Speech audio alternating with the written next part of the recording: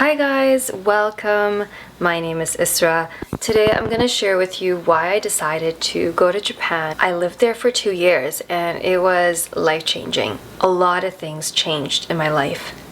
During and after Japan, my soul was calling me to go to Japan since I was a kid, and I went there and I see now why. And I still love Japan and I still want to go back there after recovering from some really challenging traumas that I went through there, and it was an initiation back to myself. So backing up a bit, I'm gonna tell you about the first time I felt this connection to Japan. When I was 8, I was introduced to origami, and I was fascinated by how much detail and attention to detail there was. And then at the age of 10, I watched Rurouni Kenshin Samurai X. This anime stayed with me for so long.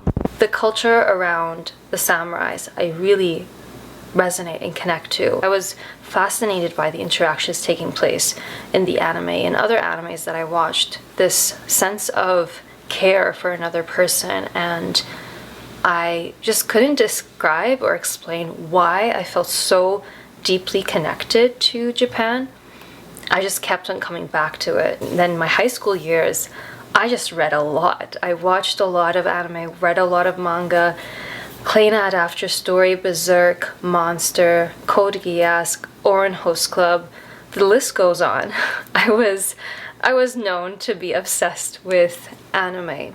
It really gave me this place of almost like belonging, a place to escape from my reality, and it really did do a lot for me during that time.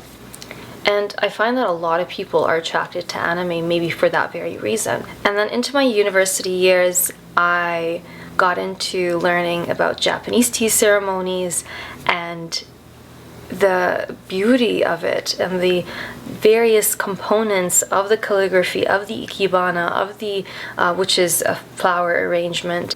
I loved it. I loved the, this sort of sensorial kind of aspect of it. And it's interesting because now I do something called a cacao ceremony, and it's similar. It's similar in the way that it's a place of meditation, a place of coming back to your inner sanctuary. I had that in me, and they say sometimes it's like, well, your purpose is right beneath your nose, but I couldn't see it, and it was hard for me to see it until I collected different parts of me, then I was able to see more clearly. And I learned about the etiquettes and how to be respectful and how to bow at different degrees depending on the person that you're speaking to. And I eventually applied to go to Japan. I went to Japan through the Embassy of Japan here in my city. It's called the JET program, and I went there to teach English. But ultimately, I went there to come back to myself. I went there to learn about energy. I went there to disconnect from the things that were taking my power away. I was a chronic people pleaser, and to really come back to myself, I needed to go to a whole new environment. Japan was that desert. It was the pilgrimage back to myself. It was 2 years of a powerful return to myself. When I went there, I went to August 4th, 2014, and I was in Tokyo for a couple of days, and then I went to my prefecture, which was Yamaguchi, which is the south of Hiroshima. I was just so happy. I couldn't stop smiling. It was just a dream come true to be there and to experience the culture. I wish I learned more Japanese. I spoke just a bit, enough to get by, but it was really amazing. I can introduce myself in Japanese if you'd like. Watashi wa Isura desu. Yoroshiku onegai shimasu. That's it. I for sure spoke way more when I was in Japan. I absolutely love Japan. I still learn about it. I went through pretty hard culture shock for sure around the work culture in Japan. That was really shocking. I did not anticipate for people to be working to the point of like not having even a weekend or a summer vacation or winter vacation.